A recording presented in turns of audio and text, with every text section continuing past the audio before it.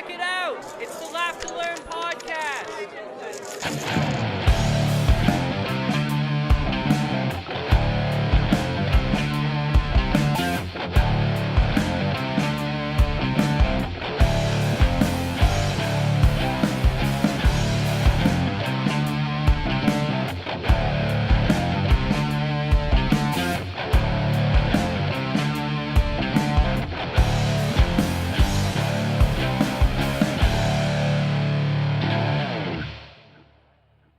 What is up, everyone? Welcome to the show. This right here is the first ever episode, the inaugural episode of the Laugh to Learn podcast. I am your host, Jacob Paveo, coming to you right from the Great White North. The plan is to be coming to you every single Tuesday, maybe a little bit off at first, so it's going to take some getting used to, but eventually I'll be coming to you every single Tuesday right here. Hopefully Tuesday evening they will post. Wednesday morning, get up bright and early, download it on your favorite podcasting app, and you can listen to it the next day at work, on the road in the car, whatever you want. You know what I mean? Available all the time on your app, so feel free to take some weeks off, come back, download your favorite episodes, and, of course, don't forget to give me a 5-star rating everywhere that you can. iTunes especially is great for that. Really helps me out. And so this right here, this podcast is going to be all about laughing and learning. I'm going to try and tell some really bad jokes, and we're going to talk about some things that I think everyone needs to know. We're going to cover, obviously, a whole bunch of stuff that's in the news, but I'm going to try to keep it a few different topics every week on stuff that maybe you didn't know about. Try and drive some conversation, things you can take home and talk to your loved ones about after listening to the podcast. Maybe they can listen to it too. You can both come up with your own different theories and go home and discuss from there. So, for now, the only thing that I'm going to ask you guys to do, because obviously there's no advertisers, no one wants to sell to a show with no listeners, so please, after giving that 5-star rating I already mentioned, subscribe to the podcast, share the feeds with everyone you can, all of your friends, families, lovers, loved ones, even your enemies. I don't care. I welcome everybody. Even if you don't like me, don't forget to give me a 5-star rating, and then underneath, tell me why I'm 5 stars are bad. I don't care, man. All I care about is that positive rating, you know? So, what's going on in the news this week? Well, Donald Trump, I know. I'm not going to talk too much about politics. I already mentioned it a little bit. I want to be welcoming to everyone, but the biggest news story right now is that shutdown, that government shutdown nationwide in the U.S. has ended, just as so many high school boys would have ended their first relationship. So 1 minute, he tells everyone, this is it. This is the best thing that's ever happened, and you're going to get what you want out of it. And then suddenly we all wake up the next day, and I guess he decided that she was psychotic and crazy, and dude, you would have never, ever guessed, but yeah, suddenly it needs to end as soon as possible. Unfortunately, for the president in this case, this is his own creation. So it's like he was dating a girl that was crazy as hell, but he created her in some sort of a lab, and it was all his idea, and now he's breaking up with the idea that he originally created. But it's more like a 3-week break than a breakup, because there's a few little caveats in there that allow the government to shut back down after 3 weeks if he still hasn't gotten what he wanted, which is, of course, that great big, beautiful wall. I can't do a Trump impression. Some people have told me I can. I don't think I can, so I'm not going to do it here ever. We're going to avoid that as much as possible. But we all know, just like every other high school boy, Mr. Donald J. Trump, President Donald J. Trump, is of course going to find a shinier piece of ass long before that 3-week time comes. So I don't really think we have to worry about another shutdown, and everyone gets paid. all those border agents, TSA, the FBI, all these people have been working for free for weeks. They missed a full paycheck last week, the second or third week, I think it was the third week of January. They missed an actual paycheck. So now they get all that back pay, and they're going to be paid moving forward. So that is a good thing. Now, this week, we are going to go through a few different topics. We're going to talk about some of the news this week, and a little bit before that, we're going to go through a little bit of the U.S. military putting a ban on transgendered people, which is a little bit strange, and the more you read into it, kind of the stranger it gets, but we're going to have to talk about that a little bit because I think that's really important. Seems like I'm not really on board with a lot of people who think that the transgender fight is the next big civil rights fight. I don't think that's what we're talking about. We're talking about roughly like less than 1% of the population, but I think it's still a really important thing to discuss and talk about where it's coming from, a little bit of where I think it's going. And the strangest part about that is, of course, the Supreme Court decision surrounding it, so lots to talk about there. And then we're going to finish with a cool discussion on missions to Mars, where we've been, some of the missions that are planned going ahead, and some of the crazy ideas that people have. So, without any further ado, let's get into the first topic of this week.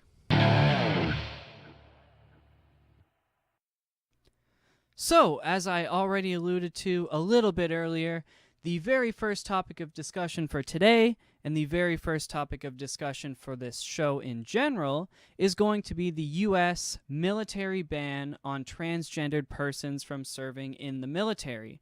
Now, this was just passed in the Supreme Court recently, so I'm going to start by reading from CNN. Quote, in an unsigned 5-4 order, the justices took no stand on the legality of the ban, first proposed in a surprise tweet by Trump in 2017. But today's actions clear the way for it to take effect while lower courts hear additional arguments.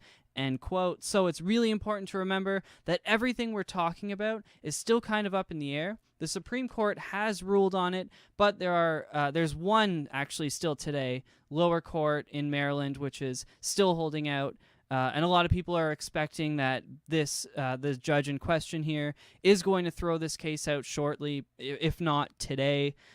Because, of course, when the Supreme Court makes a ruling, it's kind of everyone follows along with it. You don't have to, but you need a damn good reason not to, and it is unlikely that this lower court is going to go against the Supreme Court's ruling. So I will continue back with CNN. The policy first announced by the president in July 2017 via Twitter and later officially released by then Secretary of Defense, because we've gone through a couple, James Mattis in 2018, blocks individuals who have been diagnosed with a condition known as gender dysphoria from serving with limited exceptions.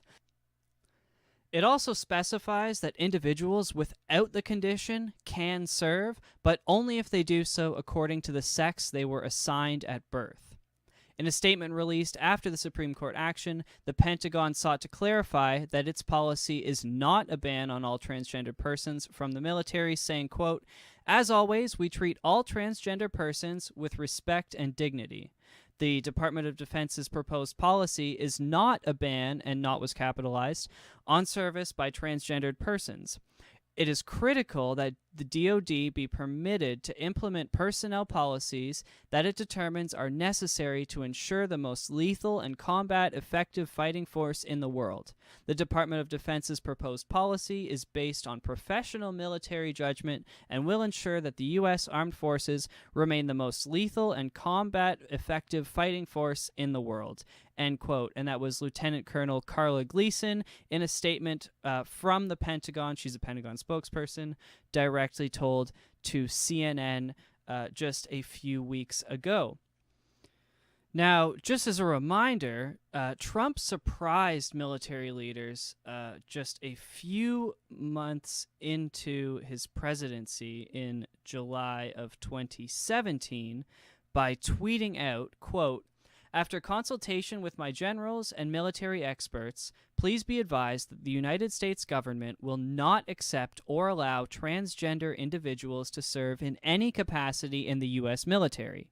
And once again, this was 2017 when tweets were much shorter, so Trump then added a second tweet stating, quote, "Our military must be focused on decisive and overwhelming victory and cannot be burdened with the tremendous medical costs and disruption that transgender in the military would entail," end quote. And I really, really, really disagree with him on this, but we're going to get back to that in just a second, because there are specific things that the Supreme Court ruled on, and let's just dive into it because it takes a little bit of understanding. So most transgendered persons are now disqualified from military service, and this is getting back to the CNN article, except these 4 specific points. So, you are not disqualified from the military if you are a service member who has been stable for 3 or more years in your biological sex prior to joining the military, meaning 36 months after completion of surgery and hormone treatments. So that's saying that if you did have gender reassignment surgery 3 years ago or more, and you haven't wanted to go back to what you were before, then you're allowed to serve in the military. It also does not disqualify a service member who has been diagnosed with gender dysphoria after joining the military. They are allowed to stay in and don't require if they don't require a change of gender and remain deployable. Gender dysphoria involves, of course, a conflict between a person's physical or assigned gender and the gender with which the person identifies, according to the American Psychiatric Association. Also not disqualified from military service are service members who were diagnosed with gender dysphoria before the effective date of the policy. They will still be allowed to serve and receive medical treatment.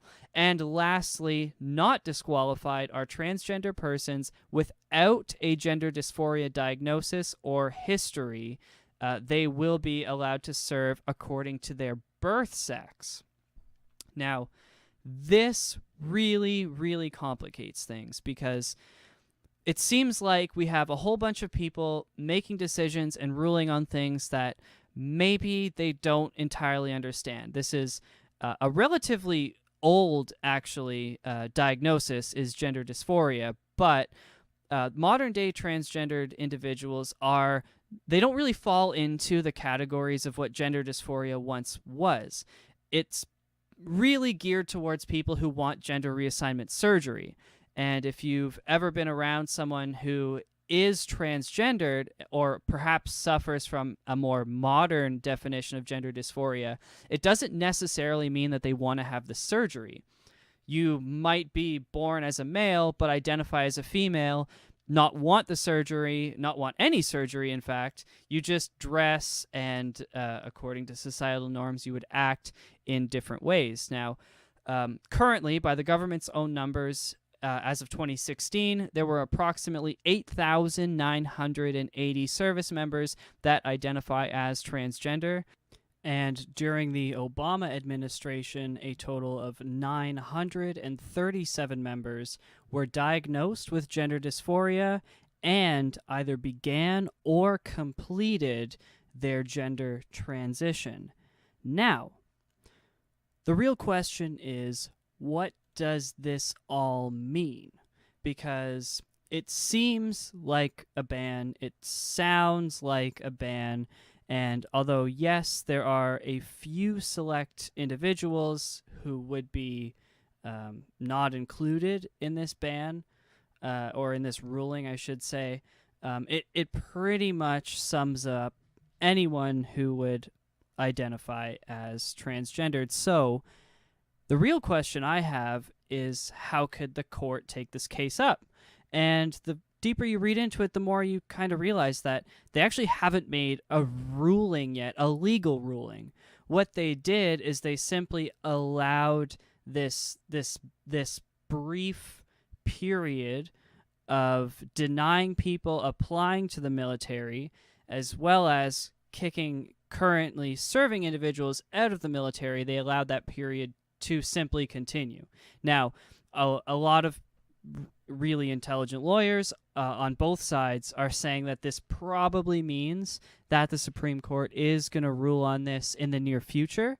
They have to wait. They don't have to, but they have chosen to wait until the appeals processes in the lower courts have all gone through, and then the Supreme Court will likely take this on.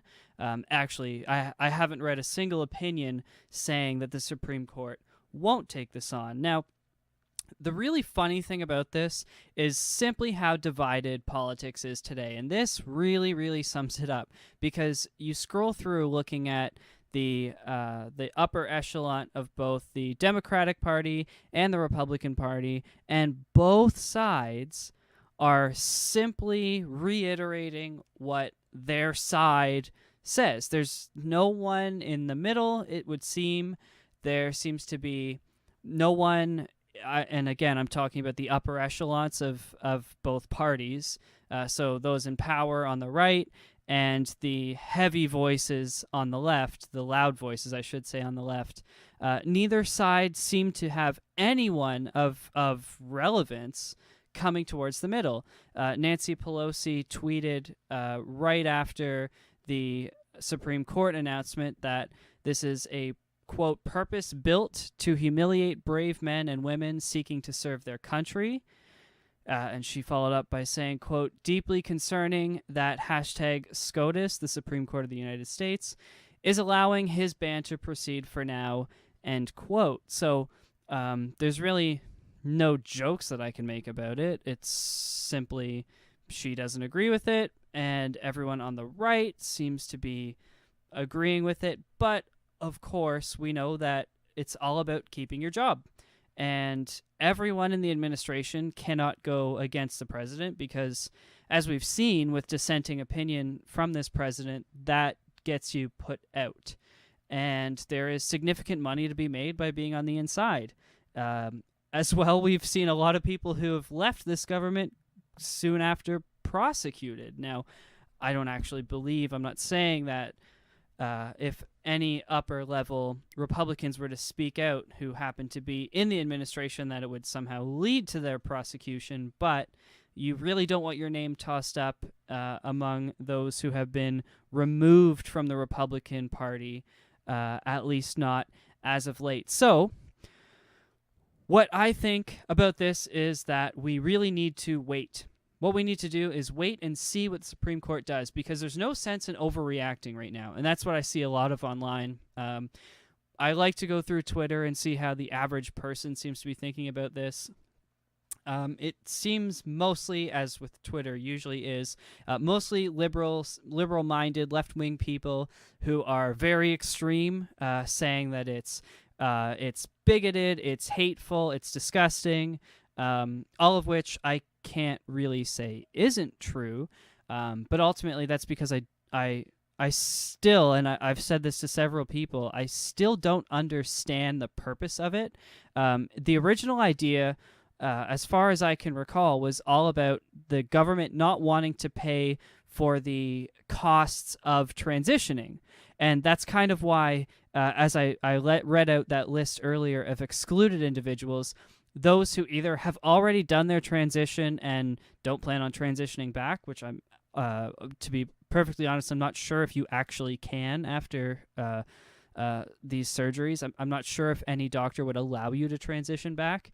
But it's very strange, because why not simply make a rule that says, if you suffer from gender dysphoria, we won't pay for the surgery. We would consider it a plastic surgery, which you already can't get a facelift on the government dollar. Obviously, I'm not conflating the two issues as one and the same, but I can see a right-wing argument that I don't know that I would be able to get behind, but that I could understand. I can understand the perspective of not wanting to pay for that very expensive healthcare, hormone treatments, and whatnot.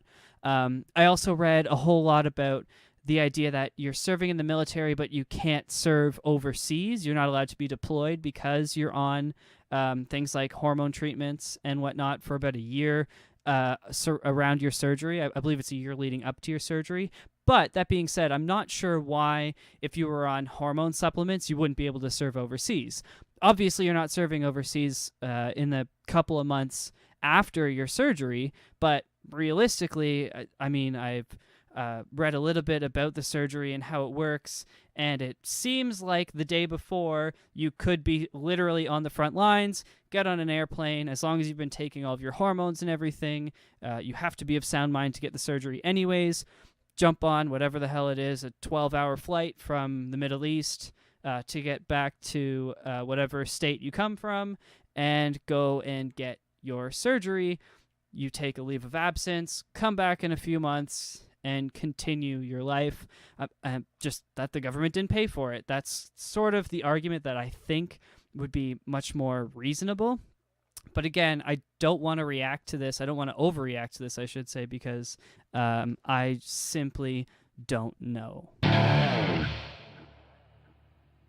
So for our second segment moving forward, the idea is this is where I'm going to have scoured the internet every single week, and I'll be bringing to you the strangest and funniest stories that you absolutely need to hear. Otherwise, your life, I was about to say your wife, I guess both of you, just won't be complete without it. But for this week, I just pulled one funny little tweet that I thought it absolutely had to be shared, and then I'm going to take some time to talk about myself and introduce myself, because y'all haven't heard who I am yet. So this past Sunday was Super Bowl Sunday, and for lack of better words, I'm just going to say yawn. The Super Bowl this year was boring as hell. I think the final score was 10-6, 10-3, who cares? Everyone turned their TVs off long before it ended. I watched until the Patriots scored a touchdown. Then I was like, great, this game is definitely over. It is not getting any more interesting, and I went to bed. But one absolutely fantastic thing came after the Super Bowl. Of course, there are a whole bunch of interviews done with pretty much every single player. Even the third string kicker gets to have a say on either team in what went down. And the best quote of the week by far has to come from Rams tackle Andrew Whitworth. And he said this to Nate Scott. I'm not sure exactly what outlet he works for, but he quoted the Rams tackle, again, Andrew Whitworth, as saying, quote, "At the end of the day, we're all gonna die," end quote. And I guess that is the best way to summarize what it feels like to lose the Super Bowl, because eventually we're all gonna die. So he's not wrong, nor is he all that insightful, but he had his time in the spotlight, and those are the words he chose to say. Some people say interesting things, like, a small step for man, large step for mankind. Some people talk about having dreams, and others talk about how, well, in the end, we're all going to die anyways. So, on to my life. My name, once again, is Jacob Paveo, and I'd like to thank you for listening this far and not blowing your brains out. This week isn't going to be as comedic as I'm hoping for the show to become. It's taken about 4 weeks to put this first episode together due to a whole bunch of technical things that I'm not going to bore you with, because it bored me, and I'm an accountant.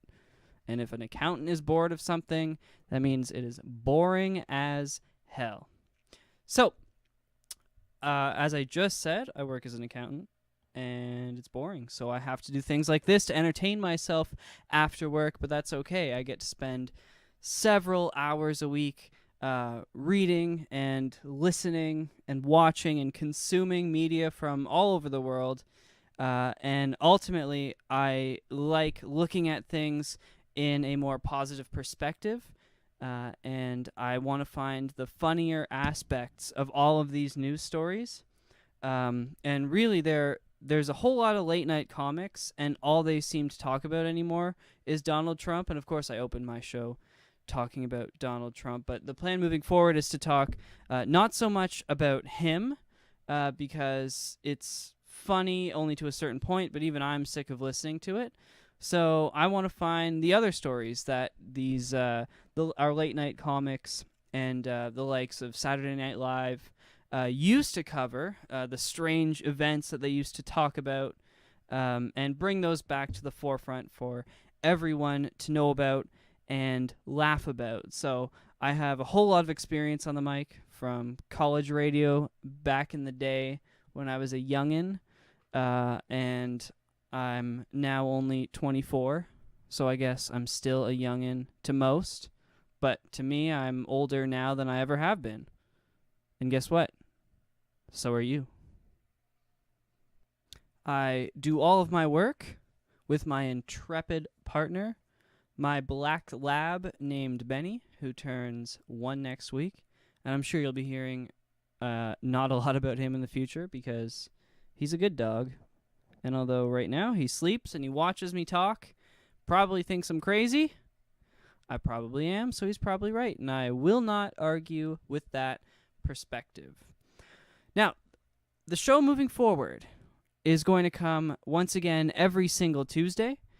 And we're not going to have ads for a long while. Hopefully, that's my plan right now.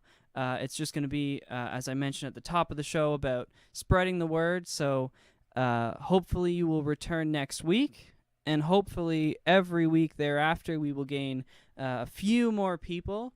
My goal is to have, that's loud, a few hundred listeners every single week, and if we can get that down, that's where I was when I was back on the radio, and that's perfect for me, as long as we can laugh together and learn together. So don't forget, as I failed to mention off the top of the show, to follow me on Twitter, at Jacob Paveo. Follow me on Instagram, at Jacob_Paveo. My name is spelled JACOB PAVAO. You can also go to laughtolearnpodcast.com. Once again, that's laughtolearnpodcast.com, all written out, LAUGHTOLEARNPODCAST.com. And now, on to our primary topic of the day. We're going to be talking a little bit about NASA and Martian exploration. We often hear talk in the news of rovers and landers on Mars, and they seem to just do their thing quietly and without much fanfare, when in fact most mainstream outlets rarely cover any of what these robots do. The reason being, it's mostly very detailed and complicated scientific tests and studies. But I think there's a little bit more to it than meets the eye, and I really want everyone to know at least a little bit more about the incredible achievements that we've made and how far we've come as a collective group. Now, I don't think it can ever be understated how incredible it is that right now we have multiple robots driving around or planted in place, but still operational, working and sending us data back from Mars. The distance to Mars varies between 54.6 million and 401 million kilometers, or roughly 3.4 million to 24.9 million miles. It takes light a little over 3 minutes to reach the red planet, meaning all of the information we send to our computers so far away has a minimum 3-minute delay. With everything working against us, we've managed to sustain multiple programs over what is now becoming decades to remotely research this faraway place, which fascinated people for hundreds of years. We've been looking at Mars through telescopes since Galileo first took a glance in 1610, and within 100 years, we had its orbit, rotational period, and many other observable factors all figured out. We've known for hundreds of years that it is the closest planet to our own, and that it would most likely be the best place for us to actually send people one day. From this idea came the Martian craze, with TV characters such as Marvin the Martian, who's my personal favorite, to radio classics like War of the Worlds. which, by the way, if you don't know about, you need to look up because it is one of the best jokes, which was not supposed to be a joke, that ever happened. They literally convinced most of, I think it was Los Angeles, that we were actually under attack by aliens, and it spread across the country. People were freaking out thinking we actually had aliens coming, when in fact they were just reading a book over the radio. Now, we as a species have been as dedicated to a Martian vacation as we seemingly are to continuous armed conflict. Humans have been making attempts at Mars since the 60s, when the Soviet Union first tried to send a spacecraft to our closest neighbor. Although they failed to hit the planet entirely, what was confirmed was that the technology existed to reach the red planet, and it would rely on perfect mathematics to ensure the planet wasn't missed. It's important to note that although Mars is a planet which to us seems a massive target, in the vastness of space, it is very difficult to properly approach and hit a rocky, less dense planet than it would be a gas giant like Neptune or Saturn, or even a star. Of course, the more dense and the more gravity an object projects, the easier it is to get your satellite or your space probe to hit it directly. So with such a difficult task, why spend the money and human resources required to attempt to get somewhere that we can't even breathe? Well, NASA sums it up perfectly. Quote, Mars provides an ideal landscape for understanding the early history of the solar system and how small planets transform over time. The terrestrial planets, Venus, Earth, and Mars, formed over 4.5 billion years ago from similar building blocks of minerals and elements. Nevertheless, their transformation over time to the present has followed dramatically different paths. Venus presently has a thick atmosphere made primarily of carbon dioxide, with surface temperatures and pressures roughly 450 degrees Celsius and 92 atmospheres, which is 92 times that of Earth. Although Venus may once have had an ocean, its present-day surface is dry. Mars, on the other hand, has surface pressures that are only around 1% of the surface pressure at Earth, and surface temperatures that seldom reach the melting point of ice and plunge dramatically at nighttime, even in mid-latitude regions. Early on, we now know that Mars had rivers and large lakes and perhaps even a northern ocean. The history of Mars since this point is one of dehydration, gradual loss of a significant portion of its atmosphere, and near-surface water turning into ice. Were the early wet conditions favorable for the emergence of life, and how long could this life have persisted if it did form? Microbial life on Earth that emerged early in its geological history occupies nearly every available niche that provides sufficient energy in the form of transportable nutrients, and even Earth's atmosphere currently bears the stamp of life, with most of the oxygen present in the atmosphere produced over time by microbes. Likewise, methane in the atmosphere that can be destroyed by photochemistry, that's a big word, over periods of several hundred years is constantly replenished by a variety of biological sources. We have not yet found evidence of past or present life on either Venus or Mars, or on any extraterrestrial body for that matter. Although this fundamental question motivates our missions of exploration and programs such as the MEP, which is the Mars Exploration Program. End quote. Life. This is what we all want to know about. Is it possible that we are the only intelligent life in the universe? Yes. I'm sure we've all thought, perhaps at one point in time, that we are the only intelligent life anywhere in a certain scenario. Is it likely, however, that there is life outside our own small ecosystem? We simply can't answer that question yet. Although I think we all know a person or two whose alien status wouldn't necessarily surprise us. Many people would probably put someone like me on that list, because we are strange Spock hands that no one can see. Martian exploration started with several failed attempts. The Soviet Union tried and failed several times to launch a satellite to Mars. I just mentioned Spock hands, and I don't actually like Star Trek at all, so I don't know why I did that. Most of these, like communism itself, failed to launch or blew up in low Earth atmosphere. And the others, in the first few years which made it out of Earth's orbit, simply missed Mars' orbit entirely. NASA finally found success in 1964 with the launch of Mariner 3 and 4. Mariner 3 mirrored the space rivals by exploding on launch. Mariner 4, on the other hand, not only made the launch, but actually made it to Mars orbit and took the first relatively close photos of the red planet. Now, I know what you're thinking at this point. Where does this get interesting? When do we find the Martians? Well, these first photos were the first time people started seeing Martian faces in the rock formations. And if you've ever dug down through Google to see anything about aliens or aliens on Mars, you're going to find this very easily. This may be the first extraterrestrial conspiracy theory, predating the moon landing by about 5 years. Since then, people have been suspicious of the, quote, official explanation, end quote, for several of NASA and other space agencies' discoveries.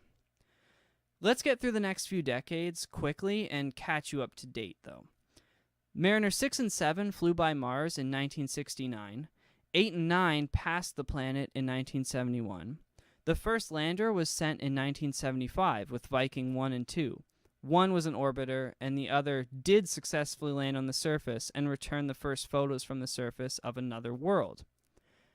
After this point in 1975, it would be 21 years before we would return to Mars in 1992, with Mars Observer, which had its communications fail shortly before orbit was achieved. In 1996, the first rover named Pathfinder was landed along with the Mars Global Surveyor orbiting above. In 1998 and 1999, we lost 3 consecutive spacecraft, all of which we assume crashed into the planet. One of these was the Mars Climate Orbiter, which crashed into the red planet because one team was working in imperial units and one was working in metric units, proving that even the smartest among us can make some really dumb mistakes. And yes, I'm referring to anyone who uses the imperial system of measurement. Since 2001, we have done well, achieving 5 orbiters, 3 rovers, and 3 landers, losing no spacecraft to Mars in the last 18 years. Knock on wood. Today we have the rover Curiosity and the lander InSight in operation on Mars, along with several satellites. The rover Opportunity is still technically on mission. However, we've had no communication since the largest dust storm ever recorded anywhere, literally anywhere, when for several months the entire surface of Mars was affected by dust clouds many kilometers high.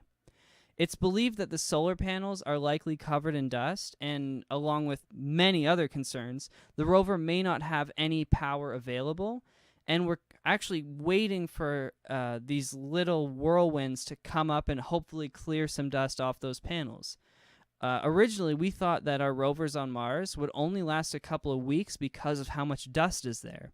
But what we ended up finding when we started driving around the planet was that we actually run into these little whirlwinds that clean the dust off of our solar panels, allowing us to continue missions for literally decades that were originally supposed to only last a couple of weeks. We continue to try to and reach the rover every day, though, because if you spent millions of dollars on a woman, you'd be calling too.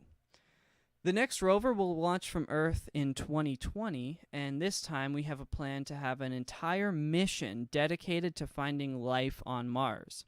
So again, so far we've found liquid water and frozen water, and we are currently checking to see if there are any chemicals on the planet which we believe cannot happen unnaturally or without any sort of life there to allow it.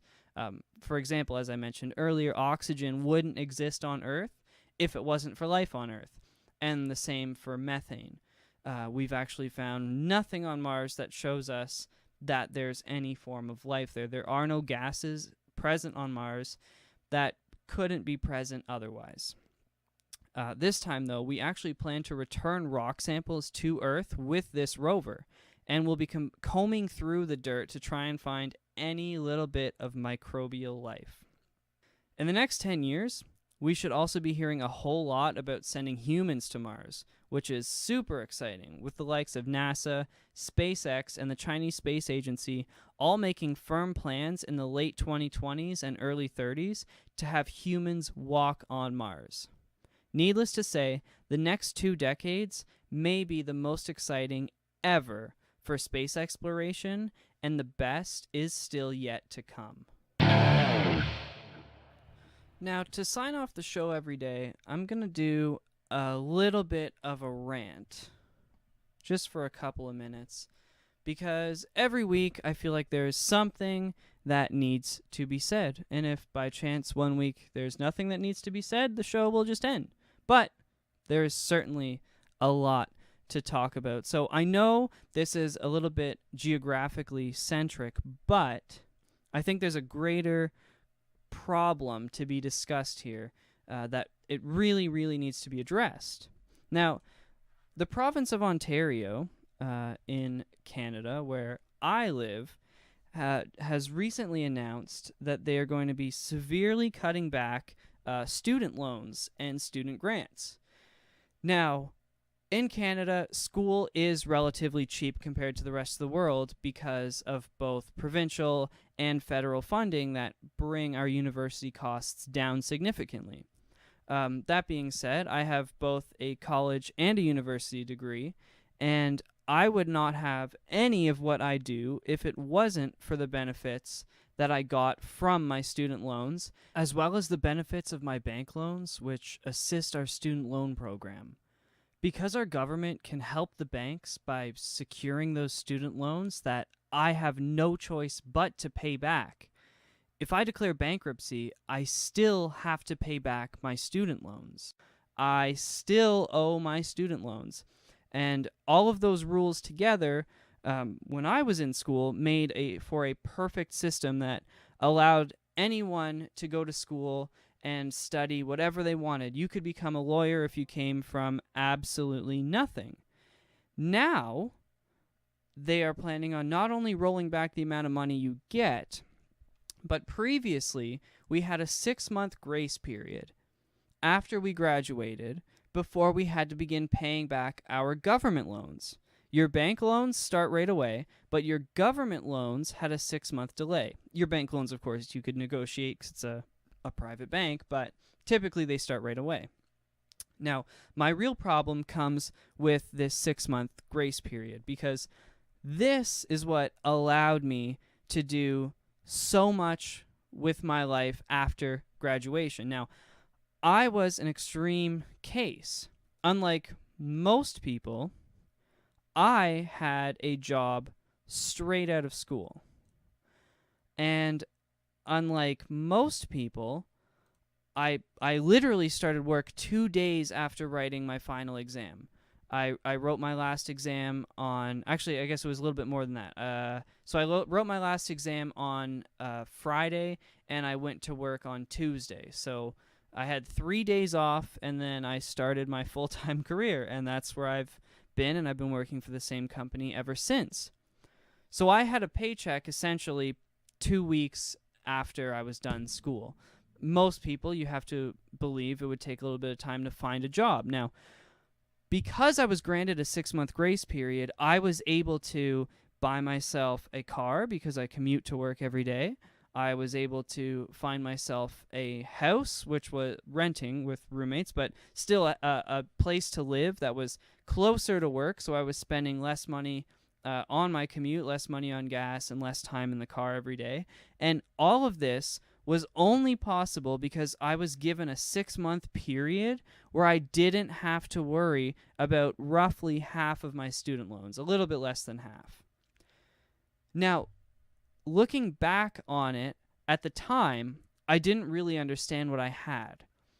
But I now know how valuable that 6 months was. And I'm sure there are people listening to this right now who had that 6-month grace period themselves. And you can look back and realize all the things you were able to do in those 6 months to prepare you for that transition and help you with that transition from university or college life into the real world. I would actually define it as essential. It's what allowed me to move forward. It gave me the ability, the financial ability, to not worry about the fact that I just spent $40,000 on school. It gave me 6 months to just focus on myself and my career, to only spend money on the things that were going to benefit me long term. Now, I understand the argument that lots of people take advantage of this, but I think it's important to realize that if someone decides to go on vacation during that 6-month period, which I did do, I went away to Portugal for 2 of those weeks, but it was a very cheap trip because I stayed with family while I was there, and I only paid for my flight. So some people maybe go and tour Europe. They pay everywhere that they stay, they pay for their flights, they pay to travel around. That's fine, because maybe that's what they needed. Some other arguments I've heard is that this is going to give the government more money. It's going to allow us to be collecting right away and ensure that people are responsible with their loans. Well, to me, that's bullshit. If it takes you 6 months or 3 months or no months, starting, as they're saying now, to pay the day after school. If you can't pay your loans, you can't pay your loans. Why not give us, or give them, I should say, I'm no longer involved at this level, but why not give students the best chance to succeed? I pay about $500 every paycheck in taxes. I don't complain about what I pay in taxes. I'm actually happy about what I pay in taxes because other people paying that got me where I am. I would not be here if it wasn't for it. Life wasn't handed to me on a silver platter, just like it's not most people. 99% of people do not have things handed to them on a silver tray, presented as if you're going to walk out of school and walk into a super successful, high-paying job with no school debt. I only know one person who graduated school without debt. One. That's crazy. And now we expect people right away. You write your final exam, and now we want to look them in the eye and say, great, next month, because typically you finish school at the end of April, May 1st, we're going to expect a check from you for roughly $300 to $400, depending on if you went to, maybe you went to a one-year college program and it's down at $100. But most people, it'll be between $300 and $400. Mine are significantly over $400, almost $500. And you expect people to pay that at 21 years old who are trying to move somewhere so that, they can get work because they just left school. You're leaving the town that you went to school in, so you need to get a house, you need first and last month's rent. You might need to buy a car or a bus pass in the new city that you're in because the school doesn't pay for it anymore. You still got to eat. What if you had a loan computer from school? Now you need to buy a computer for work. We need to think about these things. It actually disgusts me that we have people right now who think that this is a good idea. It's almost as if it wasn't thought through. All that was looked at was the bottom line. And I'm an accountant. I look at the bottom line every day. It's the most important thing literally to me. But at a certain point, you have to realize that in government, there needs to be a difference between raw black and white fact, or in this case, the bottom line, and the reality on the ground. And the reality on the ground is that people need this money. They need this time. And I'd like to thank you all for listening this week and sticking with it to the end. Hopefully you come back next week. Once again, please tell your family and friends. You can reach me at the website. There's a contact page on the website, laughtolearnpodcast.com. That's spelt out, laughtolearnpodcast.com. And I will see you next Tuesday.